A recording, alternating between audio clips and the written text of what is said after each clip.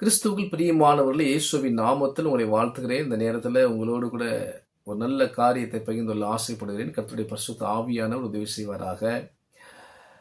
வேத வசனம் சொல்லுகிறது, கலாத்தியர் 5வது அதிகாரம் 6வது வசனத்தில், அன்பினால் கிரியை செய்கிற விசுவாசமே உதவும். அன்பினால் கிரியை செய்கிற விசுவாசமே உதவும் என்று வேத வசனம் நமக்கு சொல்லியிருக்கிறபடினால, நம்முடைய விசுவாசம் எப்பொழுதும் அன்போடு இருக்க வேண்டும். இன்னைக்கு அநேக ஜனங்கள் விசுவாசிகளாக இருக்கிறார்கள், ஆனால் அன்புள்ளவர்களாக இருக்கிறாங்களா அப்படின்னா, இன்னைக்கு அநேக விசுவாசிகள் அதுல குறைவா இருக்கிறார்கள். வேத வசனம் சொல்லுகிறது, விசுவாசத்தின் பலன் ஆத்தும ரட்சிப்பு. விசுவாசத்தின் பலன் ஆத்தும ரட்சிப்பு. விசுவாசத்தின் பலன் ஆத்தும ரட்சிப்பா இருக்கிறபடினால நாம இயேசு கிறிஸ்து விசுவாசித்தால் நிச்சயமாக ஆத்தும ரட்சிப்பை நாம் அடைய வேண்டும். நம்முடைய விசுவாசம் ஆத்தும ரட்சிப்பை கொண்டு வருகிறதா இருக்கிறபடினால் நம்முடைய விசுவாசம் உதவுகிற விசுவாசமாக இருக்க வேண்டும்.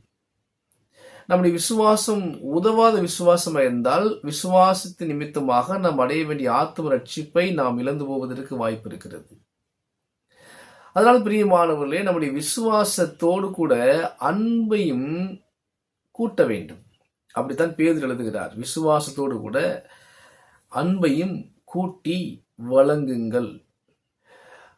அப்படி இருந்தா பேதுரு சொல்லுகிறார்,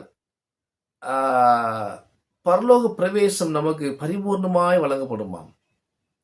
பரலோக பிரவேசம், நித்திய ஜீவனுக்குள் பிரவேசிப்பது, நமக்கு அந்த பிரவேசம் என்ட்ரன்ஸ் பரிபூர்ணமாய் நமக்கு வழங்கப்படும் என்று பேதுரு எழுதியிருக்கிறார்.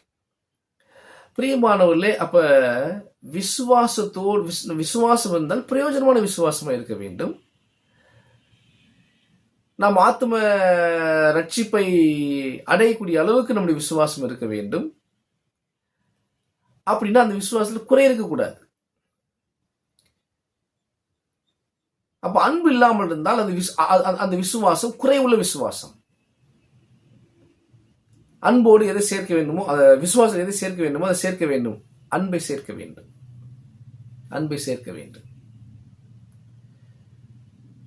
இன்னைக்கு அநேக வருட விசுவாசிகளா இருக்கிறோம். அநேக ஜனங்கள் அநேக வருஷம், 10 வருஷம், 20 வருஷம், 50 வருஷம், இன்னும் அதிகமாக இருக்கிறார்கள். ஆனால் சில பேர்ட்ட அன்பை பார்க்க முடியல. பிரியமானவர்களால் கவனிங்க, நாம் அன்புள்ளவர்களாக இருந்தால்தான் மற்றவர்கள் கிறிஸ்துவை நம்மிடத்துல பார்ப்பார்கள், இயேசுவை நம்மிடத்துல பார்ப்பார்கள். வெறுமனை அன்பில்லாத விசுவாசம் வைத்துக் கொண்டு விசுவாசி சொல்லிக் கொண்டிருப்பதில் எந்த விதமான பிரயோஜனம் இல்லை. இயேசு கிறிஸ்துவை நம்மிடத்துல ஜனங்கள் பார்க்க மாட்டார்கள்.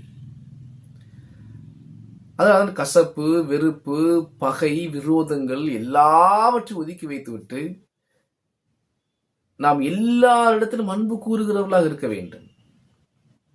இன்னைக்கு அநேக ஜனங்களை பார்த்தா நான் இயேசு நேசிக்கன்னு சொல்றாங்க, ஆனா ஜனங்களை வெறுக்கிறார்கள், ஜனங்களை பகைக்கிறார்கள்.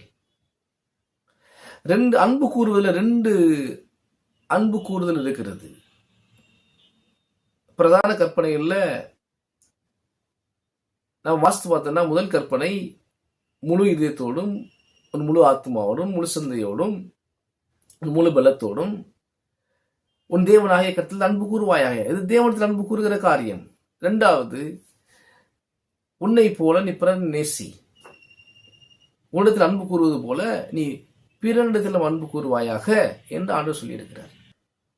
அன்பு என்று சொன்னால் உங்களுடைய அன்பு தேவனிடத்திலும் கிரியை செய்ய வேண்டும், மனுஷத்திலும் கிரியை செய்ய வேண்டும். ஆனா அநேகர் சொல்றது நம்ம பார்த்தோம்னா, நான் ஆண்டவர் நேசிக்கிறேங்க, நான் ஆண்டவர் நேசிக்கிறேன், ஆனா இவங்களை என்னால நேசிக்க முடியாது. பகை உணர்வு. வீட்டில் உள்ளவர்களை நேசிக்க முடியவில்லை. கிறிஸ்தவர்கள் சொந்த குடும்பத்துக்குள்ள உள்ளவர்களை இன்னைக்கு அநேகம் நேசிக்க முடியவில்லை, அன்பை காட்ட முடியவில்லை, விட்டு கொடுக்க முடியல. பகை, பொறாமை, கசப்பு, வெறுப்பு, வேத வசனம் சொல்கிறது, உங்கள் சத்துருக்களை சிநேகிங்கள், உங்களுடைய எதிரிகளை கூட நீங்கள் சிநேகிக்க வேண்டுமா, நேசிக்க வேண்டுமா? நாம் அப்படித்தான் பிரியமானவர்களே அன்பு கூறுகிறவர்களாக இருக்க வேண்டும். அவருடைய விசுவாசி இருப்பது பெருசல்ல, நாம் அன்பு கூறுகிறவர்களாக இருக்க வேண்டும். ஆவிக்குரிய கனியில முதல் வருவதே அன்புதான். ஆவிக்குரிய கனியில, ஆவியின் கனியில முதல் வருவது அன்பு.